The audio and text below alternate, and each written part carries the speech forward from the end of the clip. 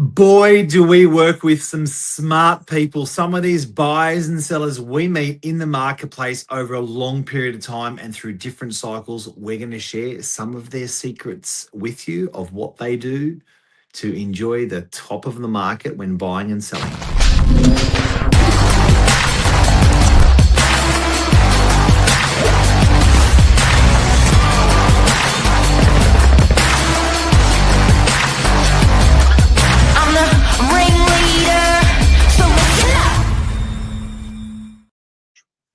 Good morning, everyone. Welcome to Morning Minutes. Myself, Michael Burgio Mark Novak, episode 1651, Secrets to Selling at the Top of the Market.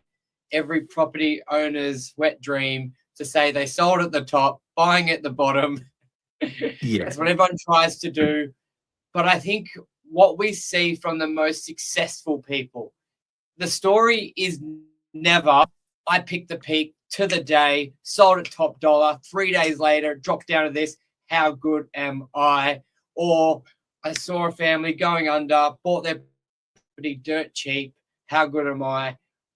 They're not if you a fight fan, the tale of the sale or the story of it, the build-up of the most successful people that we deal with, where we're quite fortunate to hear their stories, how they made their money. And that's not normally the story, is it, Mark?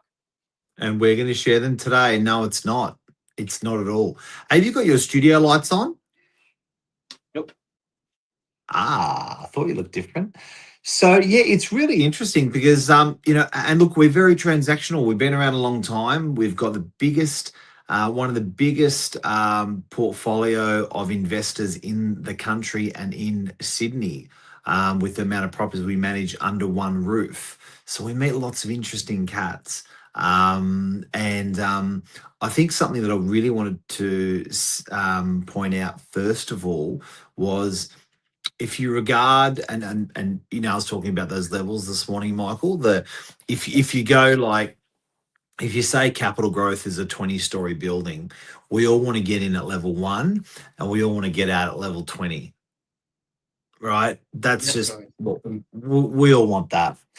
But what I'm always amazed with, that if people get in at level 1, they go to level 20, the market comes down and they come back down to level 17. All people can remember is that they could have sold at 20 and now they're only selling at 17. And I'm saying, hang on a sec, you've enjoyed 17 levels of capital growth. You've made so much money out of your property. And they go, yeah, but I could have sold it at level 20 for more money. I got a val a year ago for 1.5. You're now saying it's 1.3. Oh, yeah. And they stay like that. Yeah. And you're like, well, guys, hang on a second. What am I missing? You bought it for, an example, 500,000, and now I know, you thought it was 2 million and now it's 1.8, but you've made so much money out of it. And people are going, yeah, no, I'm not going to sell it. And you're like, yeah. But what were you going to do with your money originally? Well, I was going to go and do this or do that or do this. Well, whether you had 1.5 in your pocket or whether you had 1.3 in your pocket over that capital growth, doesn't matter. You can still do what you want to do. Yeah, I can, but no. So yeah, and I suppose the flip side to that makes it just that little bit like where sort of the emotion for us comes out of it, because they're selling that to say they're upgrading their home. Like a lot of the time, that comment comes from people who they may need an extra bedroom because the family's gotten bigger, but they hold on to that pricing. And it's like, you've done so well. Yes, it's come back a little bit. You like the famous saying is you only know you're at the top of the market when it starts going down and then you've missed it. Or the same with buying at the bottom. You know you're at the bottom when it starts going up and you hadn't bought. So I think a lot of property owners look at the pains in that moment. The pain is so much more relevant than the gain in that moment. Oh, and that moment can last for years. I've had owners like, back in the day I had this price, and it's like, that was 2-3 years ago. And what you're buying the same thing has happened. That's where I think a lot of property people and the really smart ones, they don't get caught up on that. They sort of look at the bigger picture. We're transitioning to a bigger home. We sell for less. We buy for less. works out better in the wash, or it's just we're wanting a different asset class. Let's just buy and sell in the same market. So like, because it's people love to be like, I sold for more, but then if no one really tells them, well, you also paid an extra 10% on that house you upgraded to. So if you sold when your unit was 100 grand less, you would have bought that house for 300 grand less. You actually would have been better off. So I think this message, like that scenario we're saying, especially for people upgrading, it's like you almost want the market to be worse. You don't want to get caught up on it. That's point number two. That's a big one. Can you explain that? So everyone always looks at one side of the property transaction and not their net position. So I love this. So if you're buying a unit for $1 million let's say you've owned a unit, it's now worth $1 million. In the peak market, you could have sold for 1.3. You're kicking yourself. You're selling for 300 grand less. What a lot of people don't look at is the home you're upgrading to. Let's say when your unit was worth 1.3, that house was worth 2.5. Now your unit has gone down to $1 million. That house for 2.5 has gone down to, say, 1.8 million. You are in a better position selling for less and buying for less. It's very rare that the unit market goes down and the house market goes up. They're very much in sync majority of the time. So it's a very true sort of reasoning. But a lot of people get caught up on, I'm not selling this for the best price.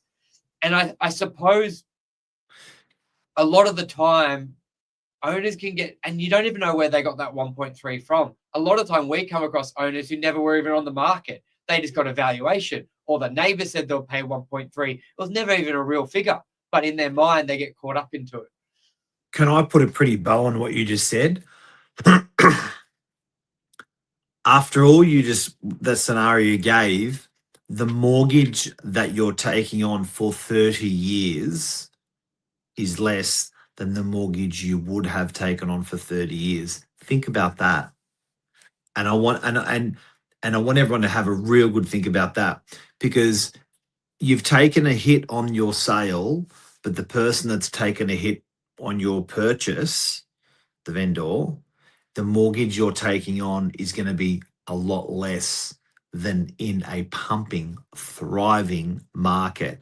In a pumping, thriving market, you're going to get your 300K more, but you're going to pay on top of what you're regularly going to pay an extra 700 more. So your take on mortgage is going to be a couple hundred grand more. The gap, the changeover is going to be bigger, and you're going to hold that for 30 years. So in a shit property market, it is better to do an upgrade. Now think of this, which no one ever takes into consideration. Like we just say the price there on a good market, the home is 2.5. How many times do we hear in a good market how stressful the buying process is? How many contracts buyers get reviewed and missed out? How many times they make an offer and someone else comes up over the top?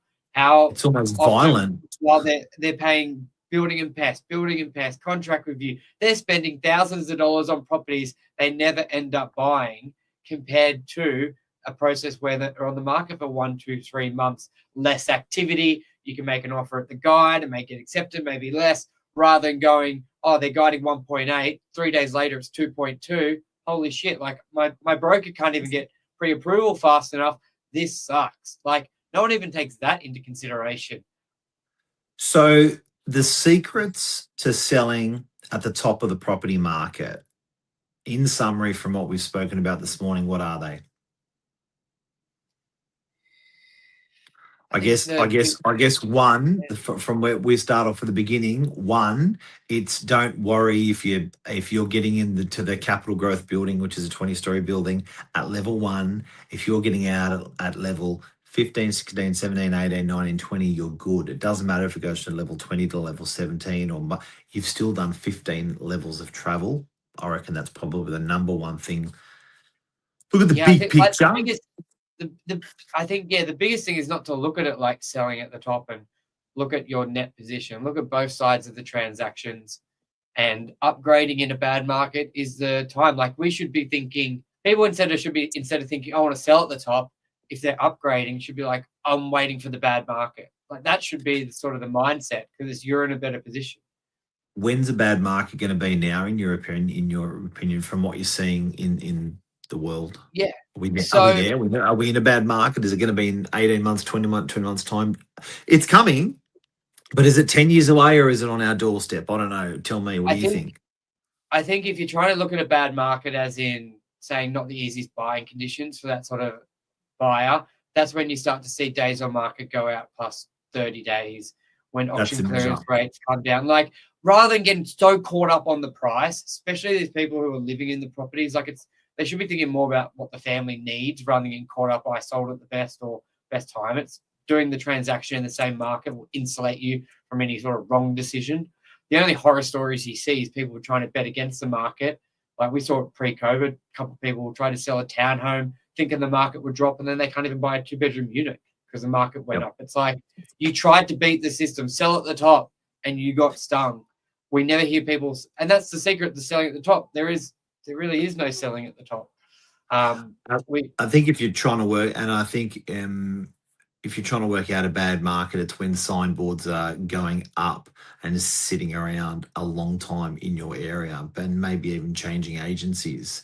But when it's a good multiple market, agents on property. signboards up, bang, it's sold goes on it. That's a real hot market. That's probably, I guess, the day-to-day barometer for people, I would suggest. Yeah, and it's like, bad market, but for who? I suppose agents, sellers. But if those sellers are Yeah. upgrading, it's a great That's right. market. If they're downsizing, so it's who's calling it the bad market. Obviously, agents Yeah. are working harder; they're not selling as Yeah. quick. Instead of just opening the door and having 10 offers, we've got one, if that. Oh, So we and look, we find in tough real estate markets, our particular agency and our particular agents thrive, because before you just because what would happen in a pumping market, agent selection is not important. Anything sells and everything sells. You don't know if you've got a great price or a fantastic price. It just sells. It doesn't relevant to your agent. Whereas in a tougher market, it just doesn't sell, and that's when you need so I find that people that are selling really take time in agent selection when it's a tougher market, where we do well because of everything, products and services we offer and experience. Interesting. Yeah, I think that covers it. Yep. Yeah, it's good. Michael Burgio, thank you very much. Thanks, Mark. Have a lovely day, everyone. That is secrets to selling at the top of the property market. Love you. See you. Bye.